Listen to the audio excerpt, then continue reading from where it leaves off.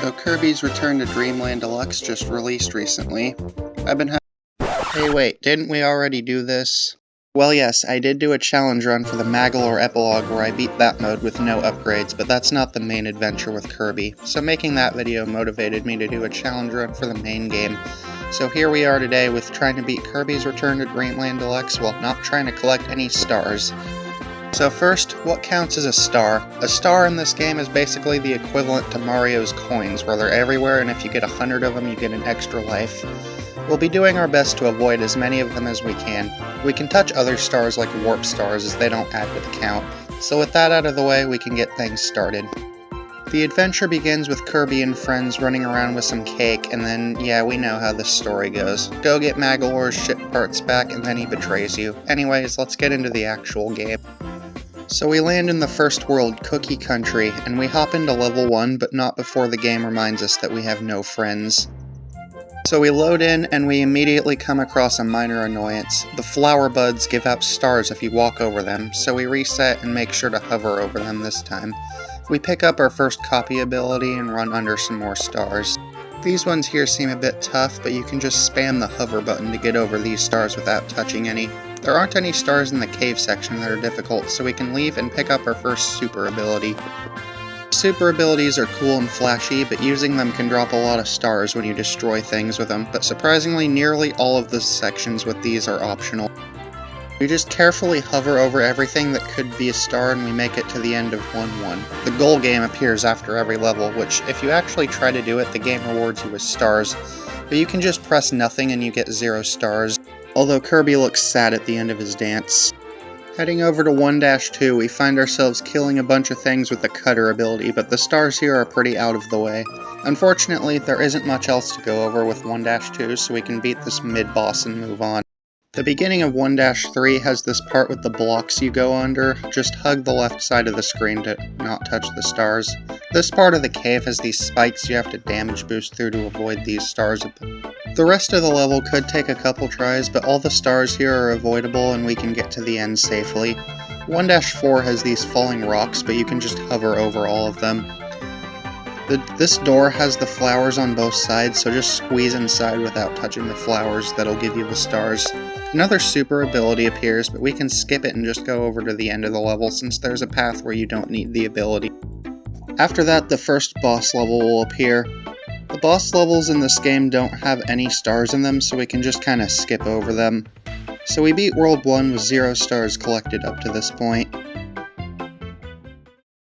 So with that, we can move on to World 2, Raisin Ruins. We start running through the desert when we pick up the whip ability and accidentally collect a star. Oops. But ignoring that mishap, we pick up a brand new ability, Sand. This ability is pretty fun to use, I guess. I don't know where I'm going with this. This flower here, Cactus, is a bit annoying with the Waddle Dee riding the pig, but with the right timing we can make it in the door. This part here probably requires more damage boosting and careful dodging. I almost get jump scared by a star here, but I catch myself just in time. It's kind of annoying collecting one on accident, because the only way it doesn't save your count is if you completely close the game and restart the entire level. It sucks. Anyways, just dodge all the boulders and don't go near any stars and we can finally make it to the end of 2-1. These levels seem to be getting pretty long. World 2-2 takes place in a nice oasis area. A nice area to take a nap. After our nap is over, we can pass by these stone guys and go down this tunnel, but only to get greeted by this. I tried many things to get past this star here, but I couldn't come up with anything. Walking past it? Nope. Using the nearby stone power? Nope. Sliding under it? Nope. So unfortunately, it seems like it's not possible to beat Kirby's Return to Dream Land Deluxe without touching a star. Thanks for watching. Just kidding, the video's not over yet. We can continue to see how many we need to beat the entire game. Unfortunately, it's gonna have to be at least 2 since there's another tunnel exactly like the first one. But thankfully the rest of the level doesn't have any major obstacles to worry about. 2-3 here wants you to use the high jump ability to break through these blocks, but we've learned before that sometimes blocks have stars in them, so we slowly make our way through. Later on in the last part of the level, we come across this part where Kirby has to blast through a cannon, during which time movement cannot be controlled, so the cannon blast could blast through a few stars, as we may see later. But thankfully you can sometimes go around them and slowly make your way ahead to the end of the level. 2-4 takes place inside of a pyramid or a temple with lots of moving sand, which includes our first dark section of the game, which features tight corridors with not much wiggle room. Right off the bat, we sadly have to collect 3 more conveniently placed stars with no way around them, which brings our total up to 5. But we can get past the dark section and in here, where there's some tough-to-avoid stars placed around some fire blocks. I tried to get around these a few times, but I kept getting burned and touching one anyway. But then I remembered I could just go back to a previous level and pick up the water ability to get past with no problem. Moving forward a bit more, there is another super ability section. We used the Ultra Sword to cut this big rope and drop a platform, which was the only way to avoid the 3 stars on the right. But that's the last problematic part of 2-4, so moving on. It's time for the next boss stage, but again, the boss levels don't have any stars, so we can just grab the thing and go on our way. So with that out of the way, World 3 opens up Onion Ocean. So for World 3-1, we start on a beach. We head right as usual, and we pretty much immediately come across an annoying part. This very tight corridor with another flower star. I guess it's coral now. It is an extremely tight squeeze. I come up with the idea of trying to go back to a previous level to pick up the fire ability and use its abilities to go in a straight line between it. Sure enough, that works until I realize on a later attempt that you don't even need the ability and a pixel-perfect jump can do the job, but immediately after this annoying thing shows up again. I was actually stuck here for like 2 hours since the water and the spikes make it hard to do this precise jump. But many attempts later that I cut out of the video, that happens. So yeah, you can get past that part, but it takes extreme precision, and then the stupid thing comes up like a 3rd time. Now remember, every time I touch a star I have to start from the beginning of the entire level so that it doesn't save my count. And maybe while we're at it, throw in a 4th one of these things for good measure. After like 2 days of trying to get past this part, I just give up and add 2 more to the counter. Maybe a task could do it, but it's so precise that it is excruciating for a human. Later in the level there is this part, but it's nothing compared to the first section. And that's basically the end of the level finally. 3-2 has this section where normally you use a boot to jump on the spiky things, but doing so you lose the ability to hover, so we skip it. But I will admit, it is fun spear-coptering through some of the easier sections. Later on, you have to get into the water and break some blocks. I had to restart because the middle blocks here have stars in them, and I realized that too late. Just be careful when you break these. This part with the eels is possible, but annoying. If you get eaten, the eel will spit you out into the star ring, so you have to damage boost past. After some precise maneuvering, we go past the single squishy and into the goal. 3-3 starts with you in a waterfall with a star flower at the bottom, but you can avoid it. This element comes up a few more times throughout the level, but then there comes this part where the water currents push you along. They go so fast that it's impossible to go backwards, so you're kind of stuck going with the flow. Then there comes this part with lowering spike ceilings. It's a bit tough, but still nothing compared to the disaster of 3-1. But you know what is tough? This part where they throw in a bunch of stars in the middle of the current. No matter how hard I tried, I always came out collecting 1, so sadly that's probably another one to the count. But after that comes the worst part of the entire game so far, this here. You have to pick a button, and depending on which button you pick, you get more rewards like that Mario Party minigame. So we have to pick the one that gives us the fewest stars, and for that we choose the one on the right. It is possible to squeeze past this flower here thanks to the ceiling stopping the current, but sadly there's no way around these 2. Or these 3. So sadly, 5 stars must be collected here, bringing the total to 13.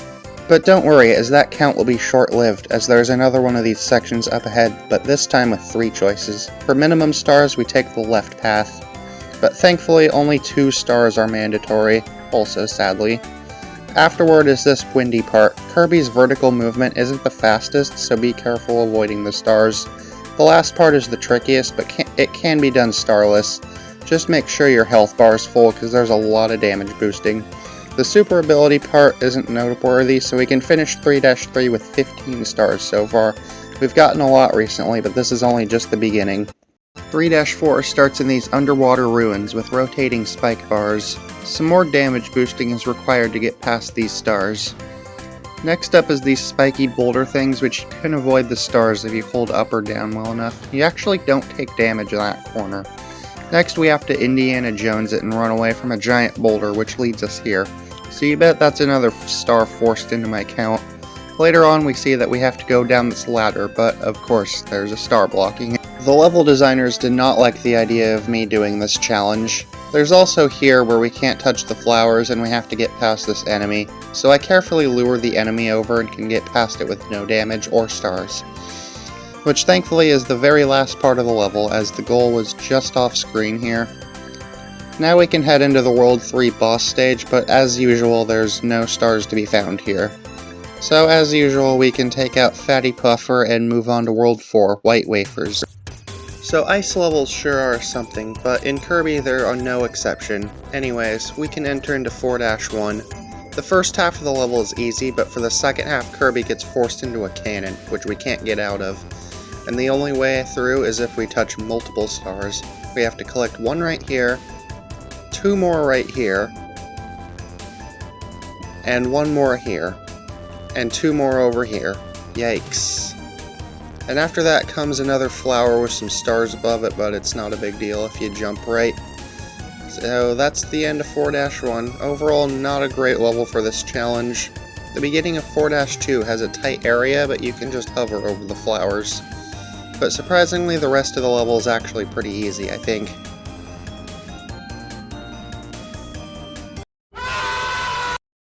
After redoing the level, we can say it is possible to beat 4-2 starless. 4-3 brings back the spiky boulders and the underwater elements for a bit, but I guess it was only for that one part, because now we're dodging snowballs and stars here. And what? Oh, I guess that's the end of the level. Guess there's not much here. 4-4 starts with having to go down some ladders and then we hit a switch, but that leads to two more probably unavoidable stars here.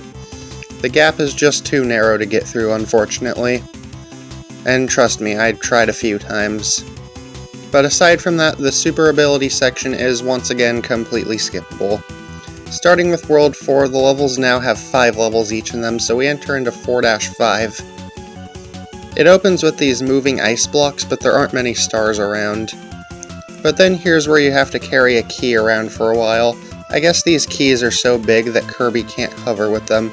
But that's no big deal, because we can avoid the platform with the star on it by unlocking the gate from the bottom left. But that leads us to the next dark section, which is no fun. Try not to hit the switch, as that drops some stars down. Which also has these stars blocking the way forward. But guess what? Even if you don't hit the switch, these stars will still be there, because of course they would. We have to take one to move on. Once again, you're gonna want to avoid the switch here. Thankfully the ceiling is a bit higher, so we can actually avoid these stars after making a quick save by not falling down the pit. The last part of the level has this jump over a star with a mandatory key, but you can make it. Guess you could say the timing is key. And thankfully that's the end of 4-5. So you know the drill, another boss level with no stars, very cool, moving on. So with that, World 5, Nutty Noon opens up. World 5-1 takes place in a peaceful sky world with updrafts and the parasol ability. And I gotta say, this section here has gotta be one of my favorite parts of the whole game. It's just nice and peaceful. But enough of that, we're here to not collect stars. This section here is a bit tough with the star placements. Looking back, I feel like maybe you could have just went over the top, but I didn't. The last part here, I didn't want to risk those stars, so I just took damage here. In 5-2, we find ourselves in the iconic Sky Tower level. You have to pull these things down to open the way forward, but if you choose wrong, some enemies will appear. Just hug the side of the screen and make your way up, avoiding everything. These stars here will fall when you hit the switch, so be mindful of that. We get forced into another cannon here, but thankfully there aren't any stars to worry about. In fact, we get dumped off right at the end of the level. At the start of 5-3, we immediately come across this section. It is very precise, but you can get past all of the stars in the beginning section, even with a Gordo moving around. This section here has wind you have to worry about too. And you have to jump into the spike pit on the left on this section to avoid the abundance of stars on the normal path. Weirdly enough, the spikes are the safest option. This one here is a bit annoying too with the wind placements. Here's another section similar to one we've seen previously where we have to go down while avoiding stars. It's a tight squeeze, but again, it is doable. I feel like I've been repeating myself for the last 15 minutes, saying the same thing over and over. Well, back to repeating myself since I don't know what else to go about it. This part is easy, I guess. We climb up the tower some more and we find some more stars blocking the way up. Unfortunately, it almost seems impossible, but we can extremely carefully make it. After that, we can finally exit the tower and make it back up to the sky and the end of 5-3. 5-4 starts with the boot again, which we fumble instantly. But I guess this level is easy since I don't really have much footage here in the editing. World 5-5 is the standard mini-boss gauntlet that they like to put in every Kirby game, so the only time there's any stars are in the rooms between bosses, and even then, they're pretty much super out of the way. So this is one of the few levels that I cleared first try. So that means it's time for another boss level, which means another boss level with no stars, although we get a flashy kill with the Ultra Sword ability this time. So with that out of the way, we can enter into the final stretch of the game, where our next task is to defeat Landia and get the crown. Though our next stop is World 6, Egg Engines. So 6-1 is kind of annoying. There's these falling hammer things that do a lot of damage if you're too slow, which sometimes we need to take it slow to squeeze between the tight spaces, but it's all fine until we get here. Another tight squeeze. If we go up top, we get the sleep ability, making us collect the star. But unfortunately, the nap attack hits us. The game wants us to go into this cannon here, but I know that it's most likely a trap, so we make our way over all of this empty space. We somehow have to get past these things that'll crush us without the cannons, especially these ones that are bigger. I tried, but unfortunately, every time I made it past the second one, I always got sucked into the cannon and end up collecting 3 stars. Thankfully, those are the only stars that are mandatory in 6-1. But you do have to get into the cannon one more time as these crushers are too wide to cross normally. 6-2 starts with this moving spike block with this guy trapped in it. Who knows what crimes he committed to get trapped in there. Most of my health bar later, I figure out how to go over the top. Next is this section with cannons that shoot flaming orbs, which can make these tight parts a bit more scary. And I must have jinxed it because it does it again. We need to be more careful with these. Next attempt we can make sure to get past it just okay. Now there's this underwater section where there's a few stars placed around, but not too many. We can easily weave around all of them. We have to kill these enemies or damage boost through the spikes. Thankfully I brought the crash ability, but there's a lot more stuff to get past that screen, so we have to damage boost anyway. This section's a bit tough, but if you kill all the enemies with the air puffs you can make it. After a long time we finally get to the end of 6-2.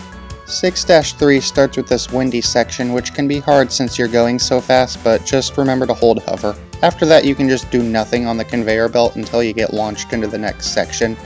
I went up the ladder here and accidentally collected a star on the previous attempt, but I don't think there's a way out of this one here, or this one, but that's the end of the level. And now 6-4. Oh, 6-4, this level. So many stars here. We start in this sewer section with tons of stars tightly packed in this corridor. It's impossible to dodge all of them, so right off the bat I have to collect 4. And then comes another dark section with 3 more unavoidable stars here. There's even stars in the mini-boss fight. After we beat the stars, we can head under the water to avoid these 3. And now the only way forward is through this path with even more stars. Thanks, developers. So that brings the total up to a whopping 43, but we're not even close to done yet. Now there's this hallway with 2 more stars that we can't do anything about. And now this.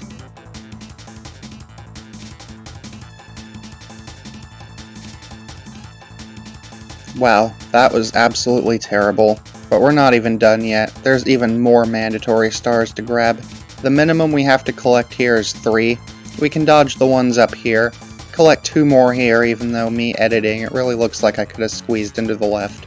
Collect 4 more here too, I guess.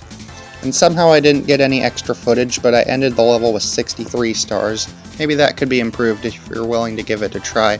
There's 2 mandatory stars in 6-5 with the crushers, so we end 6-5 with 65 stars.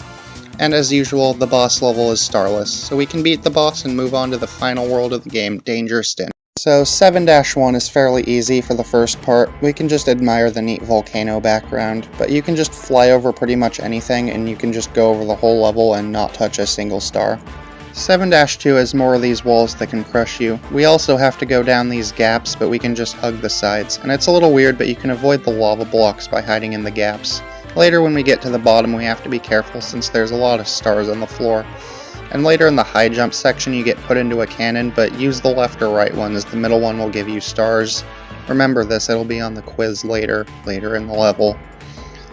The lowering ceiling section is a bit scary, but nothing to worry about, which thankfully means 7-2 is possible. So then the final normal level opens up, 7-3, definitely setting the endgame tone with the suns in the background. With some timing we can dodge these ones here, and how are there so many suns and how are they so small? Must be Kirby logic. We have to avoid the stars here so we can damage boost through the level, which there isn't much left of, so we can enjoy the warp star cutscene. So after that we have another boss battle, and yep, it's completely starless. So we take the crown, and then Magolor does the whole betrayal thing, so now we gotta go beat him. So there's one final level here actually, and it's a weird shooter section where you ride on Landia. The first section isn't too much to worry about, but the second half is definitely troublesome. It is possible, but with weird controls, good luck getting through it. Next up is a section with opening and closing walls, and a lot of stars. The final level, you'd think they'd make it more difficult. Regardless, we have to collect 4 final stars. After that, it's final boss time, so we take out Magolor and his ship in the last part of the shooter segment. So now we can get back to our usual controls for the final battle. One quick time event later and phase 1 of the Magolor fight is down, but there aren't any stars here anyways, it's just a cool fight I guess. So phase 2 starts, and yeah, you don't need me to tell you, so we can just kinda relax and finish the game normally. Eventually Kirby is able to take down Magolor once and for all and return the crown as Magolor vanishes somewhere. Where could Magolor have gone? Maybe he's saying he can beat his post-game story without upgrading anything? That might sound neat. So with that, peace is restored to Dreamland and our journey ends. And it ends with a total of 69 stars. I'm not making that up, but nice. I bet you could knock it down a few with some crazy performances, but I'm not up to the task, clearly. Anyways, thank you for watching and I'll see you in the next video. Bye!